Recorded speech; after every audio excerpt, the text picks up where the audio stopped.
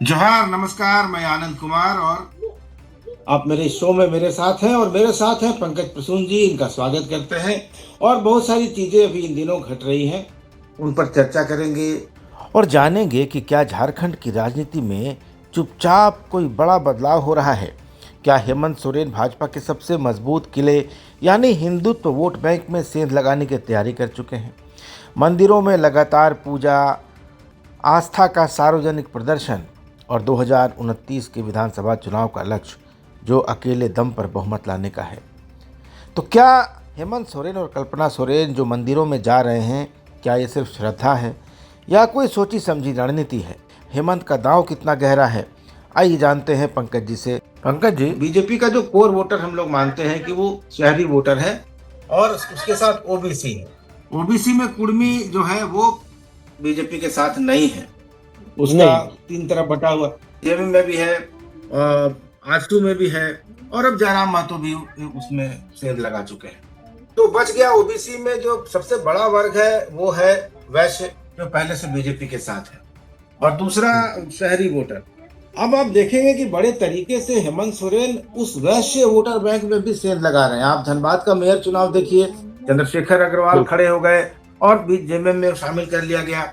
शालिनी गुप्ता को कोडरमा में जिस तरह से शामिल कराने खुद मुख्यमंत्री हेमंत सोरेन गए, इससे पता लग रहा है कि कहीं न कहीं जेएमएम अब विस्तारवादी नीति की तरफ है और वो गांव की पार्टी, आदिवासियों की पार्टी से अब आगे बढ़कर शहरी वोटरों में भी अपना जो है पैठ जमाने की कोशिश में है और साथ में ओबीसी वर्गों की सहानुभूति हासिल करने की कोशिश में है। एक तो ये दिखाई दे रहा है।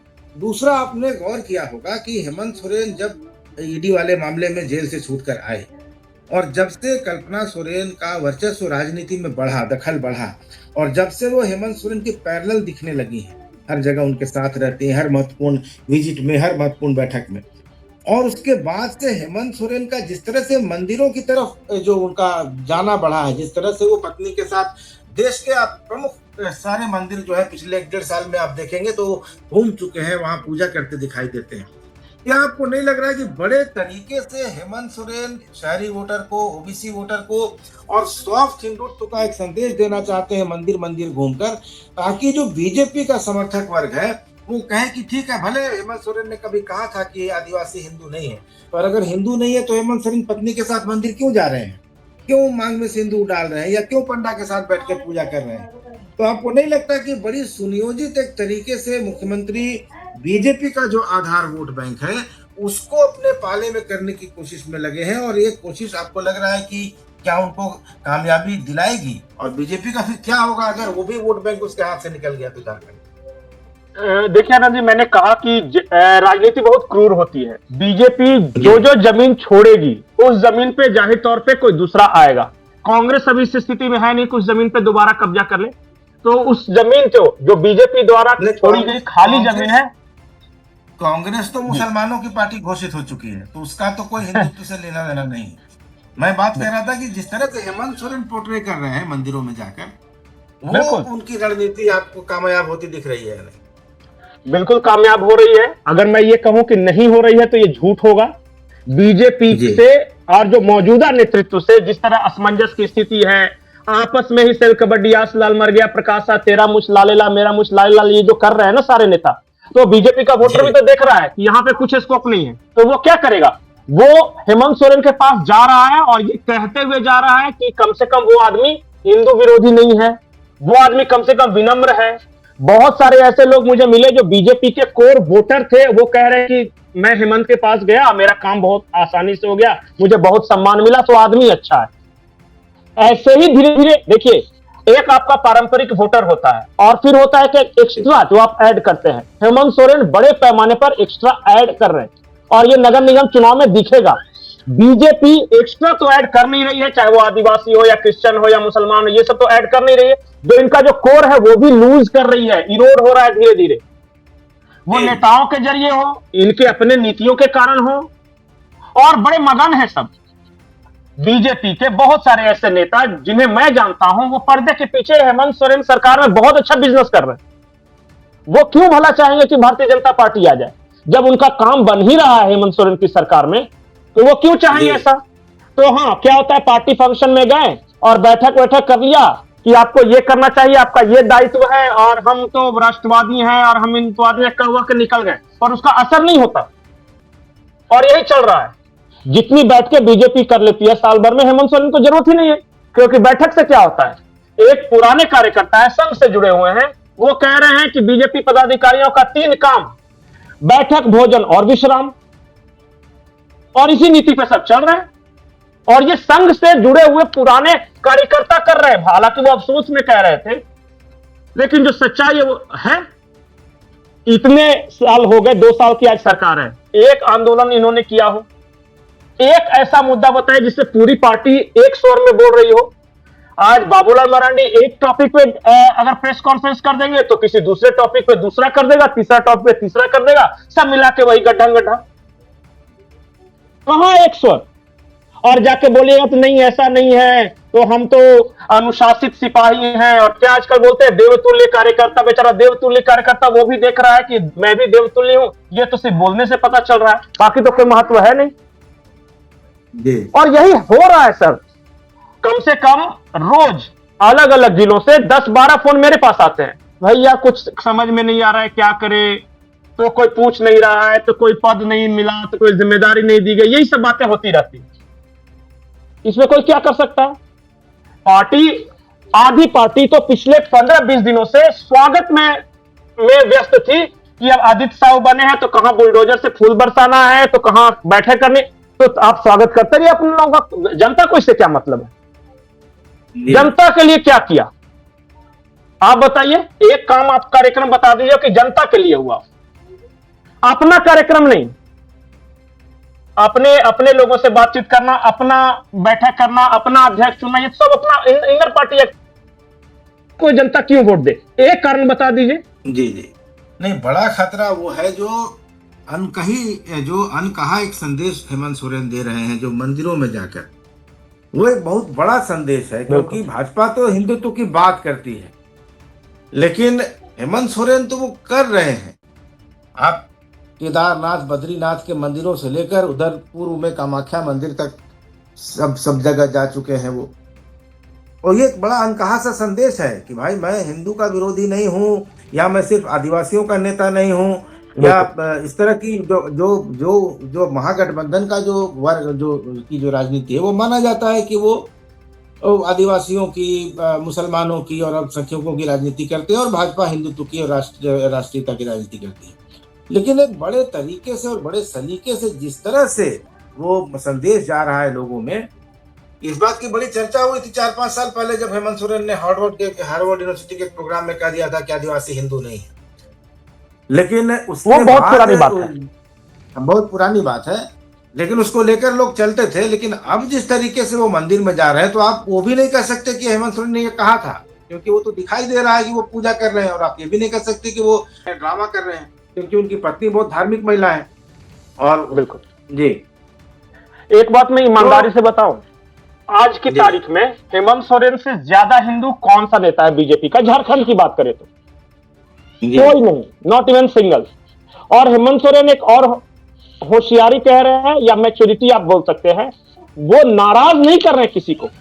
ऐसा नहीं कि मुसलमानों के खिलाफ नहीं बोल रहे हैं या ईसाइयों के खिलाफ नहीं बोल रहे हैं, वो सिर्फ इतना बता रहे हैं, असर्ट कर रहे हैं कि मैं ही हूं, आपके लिए मैं भी हूं। तो हेमंत सोरेन सबके हैं। और मुझे ऐसा लगता है, एक बार हम पहले भी चर्चा कर चुके हैं, जो कल हेमंत सोरेन ने जो बयान दिया राहुल गांधी को लेकर कि मैं अगर रहता तो दूसरे देशों में जाकर अपने देश की बुराई नहीं करता, बीजेपी का जो शुद्ध रूप से समर्थक वर्ग है वो खुश है कि हेमंत सोरेन ने ऐसा कहा है। और बताइए कि पूरे भारतीय जनता पार्टी झारखंड बीजेपी में कोई एक नेता ऐसा बताइए जिसने पिछले 6 महीनों में किस कोर वोटर को एड्रेस किया हो? कुछ नहीं। माननीय, आदरणीय, फलाना ढेकना ये करते रहिए। मैं तो ये बोल रहा हूं ना कि बहुत अपने अंदर में सिमट गई है पार्टी, पता नहीं किस खुशफहमी में है, मुझे समझ में अभी तक नहीं आया। और बहुत सारे ऐसे नेता हैं जिनको चुनाव जीते या हारे उससे मतलब ही नहीं है, क्योंकि उनका काम बन रहा है। मैंने तो बता दिया ना कि जिनको राज्यसभा जाना था वो चले गए, जिनको चुनाव लड़ना है वो अपने बारे में सोचे। दिक्कत यह है कि जिनको नहीं चुनाव लड़ना है वही तो अभी कोर में है, बिल्कुल सारे पार्टी के फैसले वही कर रहे हैं और ठीक कर रहे हैं हेमंत सोरेन। मैं आज आपको बता रहा हूं कि कल्पना सोरेन के प्रति अगर आज एक वोट हो जाए बीजेपी के लोगों के अंदर कि नेतृत्व कल्पना सोरेन को मिलना चाहिए, बीजेपी का किसी भी नेता को खड़ा कर दिए, बीजेपी के कार्यकर्ताओं के बीच की मैं बात करूं, कल्पना सोरेन जीत जाएगी। अगर पार्टी का कोई नहीं कहे कि भाई इसी को नहीं देना है, तो बीजेपी के कार्यकर्ता स्वतः ही कल्पना सोरेन को कहें कि नहीं इन सारे से बेहतर है वो, या इवन हेमंत सोरेन को कहेगी। जिस तरह कहते हैं ना कि नरेंद्र मोदी ने बीजेपी के कैडर वोटरों के अलावा, चाहे वो कांग्रेस के वोटर हो या समाजवादी वोटर हो या मायावती के वोटर हो, उनको अपनी तरफ अट्रैक्ट किया है, उसी तरह झारखंड में हेमंत सोरेन ने अपने कैडर वोटरों के अलावा कांग्रेस का भी कुछ वोटर लिया है और कुछ भारतीय जनता पार्टी का भी वोटर अपनी तरफ लिया है, और वो कर रहे हैं। मैं तो सवर्णों की बात कर रहा हूं, जो कि कुछ वक्त पहले तक बिल्कुल बीजेपी का परंपरागत वोट माना जाता था, वो आज हेमंत सोरेन के प्रति सिंपैथी है उनमें, और बीजेपी नेताओं के प्रति नहीं है। आई एम सॉरी, ये सही बात है। और जो है वही वस्तु स्थिति है। इस बार का नगर निगम चुनाव में देखिएगा परिणाम जो होंगे ना, वो अलग तरह के होंगे। जो आज से अगर 5 साल 10 साल, अगर 10 साल पहले अगर नगर निगम के चुनाव होते झारखंड में, तो मान के लोग चलते थे कि बीजेपी तो आराम से जीत रही है, कोई प्रयास करने की जरूरत नहीं। आज हर कोई कह रहा है कि जेएमएम भी जीत सकती है। मैं ये नहीं कहूंगा कि वो कितना जीतेंगे, क्या जीतेंगे, लेकिन वो जो भी जीतेंगे उनके लिए बोनस होगा, क्योंकि गांव में तो वो पहले से स्ट्रांग है आपसे। और शहर का अगर मान लिया 20%, 25%, 30% सीट भी जीत लिया, अरे भाई वो आपके खाते से निकाल के लेके चले गए हैं। लेकिन देखिएगा थोड़ा सा भी अगर ज्यादा आ गया ना हेमंत सोरेन से, तो इन लोग कैसे जश्न मनाता है कि वाह वाह हम पूंग गए, हो गया। सारे आदिवासी सीटों को हारने के बाद लोकसभा में 12 सीटों से 9 सीटों पर आने के बाद ये लोग जश्न मना रहे थे कि देखते ज्यादा सीटों हमारा ही आया। हम कहेंगे अरे पगला 12 से 9 हो गया, 12 से 9 हो गया, तुम जश्न मना रहे हो। जब से मुझे याद है, एक छोड़ के जिसमें अकेले बाबूलाल मरांडी जीते थे, एवरेज बीजेपी का 9, 10, 11, 12 रहा है। ये किस बात की खुशी मना रहे हैं मुझे नहीं पता। और देखिए हालत यही है। आज के डेट पे चुनाव हो जाए तो इनको 12 से 15 सीटें मुश्किल है, अगर मौजूदा परिस्थिति में हो जाए तो। लेकिन जाके बात करने लगिएगा तो बोलेंगे कि अरे तुम तो बीजेपी विरोधी आदमी है। सो अपने लोगों से अपनी तारीफ करवाते रहना 24 घंटे, यही काम बच गया है। तो क्या इसको हम लोग इस तरीके से देख सकते हैं कि हेमंत सोरेन, क्योंकि विधानसभा का अगला चुनाव 2029 में होगा, तो क्या कहीं ना कहीं हेमंत सोरेन के दिमाग में यह बात है कि हम अगली बार 47 के बदले 55 सीटों पर लड़े ताकि हम अकेले दम पर बहुमत ले आ पाए? क्या हेमंत सोरेन की नजर अब इस बात पर है कि झारखंड की एकलौती सबसे बड़ी पार्टी जेएमएम बने और अकेले दम पर उसको बहुमत लाए? क्या इस दिशा में वो काम करते हुए दिखाई दे रहे हैं? उस दिशा में तो काम कर रहे हैं, लेकिन थोड़ी सी होशियारी से, मैच्योरिटी से। वो कांग्रेस को भी हटाएंगे नहीं, क्योंकि पता है कांग्रेस का एक वोट बैंक है जो कि उनको देता है। वो कोशिश ये करेंगे कि इतनी सीटों पे लड़े कि चुनाव बाद उनको अपने दम पे पूर्ण बहुमत आ जाए। और अगर वो आ गया बिना इन लोगों को हटाए हुए, अगर मान लिया कि ऐसा गठबंधन बन के लड़ भी रहे हैं, अगर उनको आ गई 35 से 37, 38 सीटें भी अगर वो आ गई, तो फिर देखिए वो बाकी खेला कर लेंगे। तोड़ने की कोशिश कर सकते थे, वो कर सकते थे, अगर बीजेपी होती तो तोड़ लेते। लेकिन वो देख रहा है कि तोड़ने के बाद कहीं सेंटिमेंट ना खराब हो जाए। जब मैं उस रास्ते पे बढ़ रहा हूं और जब जनता के समर्थन से मुझे बहुमत मिल सकता है, तो मैं क्या के लिए ये सब फालतूगिरी करूं? कांग्रेस वाले भी तो टूटने के लिए तैयार है, कुछ बीजेपी वाले भी चले जाएंगे। बिल्कुल आज की तारीख में ये गोल्डन पीरियड है। हेमंत सोरेन का मैदान बिल्कुल खाली है, सामने वाला बिल्कुल फर्स्ट है। कांग्रेस मजबूर है, जब भी कांग्रेस थोड़ा बहुत आंख दिखाती है तो ये जाके अमित शाह के साथ एक फोटो खिंचवा के चले आते हैं, और उसके बाद कांग्रेस तुम्हें वो माता चटिता तुम्हें वो में फिर लग जाती है। इनको पता है कि ये कहां जाएंगे जी, और ये सही ही है, करना भी चाहिए। तो अगली बार ये होगा कि जो अभी तक होता क्या था कि 30-31 सीटें कांग्रेस को मिलती थी, 45-47 सीटों पर जेएमएम लड़ता था और बाकी सीटें आरजेडी और वाम दलों में बांटी जाती थी। तो अगली बार ये हो सकता है कि हेमंत सोरेन कहे कि नहीं, तुम लोग 21 सीटों में बांटो, 60 सीट पर हम लड़ेंगे भैया, या 55 सीटों पर हम लड़ेंगे, बाकी आप लोग बांट लीजिए। तब ये इस हैसियत में भी आ चुके हैं हेमंत सोरेन।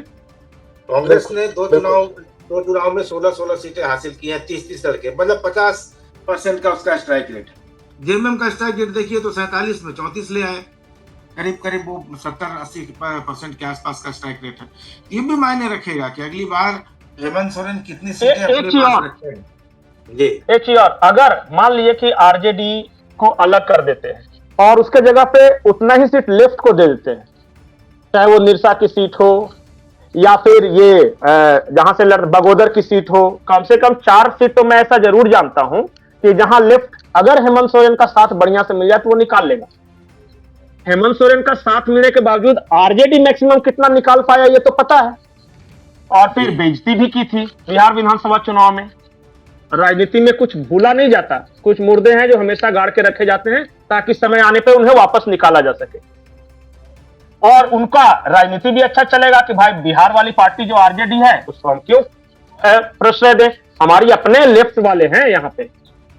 तो मुझे ऐसा लगता है कि अगला चुनाव ये लेफ्ट को ज्यादा प्राथमिकता देंगे और कांग्रेस से हार्ड बार्गेनिंग करेंगे ज्यादा से ज्यादा सीट के लिए, और कांग्रेस की मजबूरी है कि वो कुछ कर नहीं सकता। अभी जो उनकी स्थिति है जैसे तैसे राज में है, अगर अलग हट गए तो पता चला कि फिर यहां भी विपक्ष में बैठना पड़ेगा। और जो कांग्रेस को जो वोटर हैं अगर वो देखेंगे कि हेमंत सोरेन ज्यादा मजबूत है, बीजेपी को हराने की स्थिति में है, तो जो मुस्लिम वोट तो जान ही रहे हैं कि वो जो बीजेपी को हराएगा उसकी तरफ शिफ्ट करेगा, उनको थोड़ी ना कांग्रेस से लगाव है, उनको तो बीजेपी से नफरत है। इस तरीके से वोट मिल रहा है। पलामू में और बोकारो धनबाद में कांग्रेस मजबूत है, इन 2 इलाकों में मजबूत है। बंधु तिर्की का मैं हमेशा मानता हूं कि बंधु तिर्की कभी भी आ सकते हैं, उनके मतलब जब उस समीकरण बदलेगा तो देखा जाएगा। नहीं, इधर वो जीतने के लिए राजनीति कर गुमला कोलेबिरा सिमडेगा लोहरदगा की तरफ भी थोड़ा कांग्रेस मजबूत है, लेकिन वो कब जब साथ में जेएमएम है तब। हाँ, जब साथ में जेएमएम है तब, अकेले कहां मजबूत है आदिवासी इलाकों। नहीं, सही बात। लेकिन फिलहाल लड़ेंगे कांग्रेस के ही साथ, थोड़ा सीट इनको कम करके अपनी सीट बढ़ाएंगे, और ज्यादा आरजेडी मांगेगा कि हमको 5 चाहिए, 10 चाहिए, 12 चाहिए तो कहेंगे कि दूर से ही सलाम, लेफ्ट को वही दे देंगे तो मेरा काम आएगा। बहुत सारे लोग इस बात को मिस कर रहे हैं। आप पिछले कुछ दिनों से हेमंत सोरेन और कल्पना सोरेन के बीच एक पैटर्न महसूस कर रहे होंगे, वो बहुत ज्यादा एग्रेसिव नहीं है बीजेपी को लेकर, जो आज से 6 महीने पहले तक थे। फिर कल राहुल गांधी को लेकर एक बयान भी दिया, और कम से कम दिल्ली से उस बयान के बाद मेरे पास 2-3 फोन आए, कहे कि उन्होंने वो पूछना चाह रहे थे क्या हेमंत सोरेन सॉफ्ट हो रहे हैं। अब मेरे पास अभी इसका जवाब नहीं है, लेकिन कुछ कुछ दिशा उसी ओर इंगित कर रही है कि दावोस जाना, ब्रिटेन जाना, फिर उसके बाद आना। कांग्रेस एग्रेसिव है, लेकिन हेमंत सोरेन ने अगर राहुल गांधी के बारे में इतने कठोर बात कह दी है तो मुझे लगता है कि डायरेक्शन थोड़ा सा चेंज हो रहा है, हवा बदल रही है। अभी जाएंगे नहीं जाएंगे, कुछ पॉलिटिकल कंपल्शंस उनके ऐसे हैं कि जाने में थोड़ी बाधा है, लेकिन एक बात है कि वो इक्वल डिस्टेंस बना के रखना चाहते हैं, नवीन पटनायक टाइप का राज करना चाहते हैं। मुझे ऐसा ही महसूस हो रहा है, पता नहीं ये ऑब्जर्वेशन बाकी लोगों का भी है या नहीं। जी, तो देखिए नवीन पटनायक के साथ हुआ, जिन्होंने लंबे समय तक केंद्र के साथ सहयोग करके सरकार चलाई, लेकिन भाजपा के साथ जैसे नजदीकी पे आए वो उनकी जमीन भाजपा खा गई। हेमंत सोरेन उल्टा काम कर रहे हैं, वो भाजपा के साथ दुश्मनी नहीं ले रहे हैं, केंद्र के साथ न्यूट्रल बने हुए हैं, और धीरे धीरे भाजपा की जमीन जो है बची हुई वो भी खाने की कोशिश कर रहे हैं। तो ये लग रहा है कि अगले चुनाव तक जेएमएम ऐसी स्थिति में आ जाएगा कि बीजेपी का एक शहरी वोट बैंक का बड़ा हिस्सा और उसका जो ओबीसी जो कोर वोटर है और सवर्ण वोटरों का एक बड़ा हिस्सा, हेमंत सोरेन इस कोशिश में है कि उनकी तरफ आ जाए और वो अगले विधानसभा चुनाव में सिंगल लार्जेस्ट पार्टी बनने की तरफ तो अभी भी है, लेकिन वो बहुमत की तरफ जाने की देख रहे हैं कि अगले चुनाव में जेएमएम को स्थिति में ले आए कि वो अपने दम पर चुनाव में बहुमत हासिल कर पाए, और यही जेएमएम के लिए उनका जो लक्ष्य है वो दिखाई दे रहा है, और इसी की तरफ सारी चीजें जा रही हैं। भाजपा को ये चीजें नजर नहीं आ रही हैं। तो पंकज जी, चलिए आपसे बात करके अच्छा लगा, और बहुत सारी चीजें हमारे दर्शकों को भी मिली होंगी। आप इस चर्चा में आए, आपका बहुत बहुत धन्यवाद। आज इतना ही दोस्तों, अगर वीडियो अच्छा लगा हो तो इसको लाइक कीजिए, शेयर कीजिए और चैनल को सब्सक्राइब जरूर कर लीजिएगा। धन्यवाद, नमस्कार।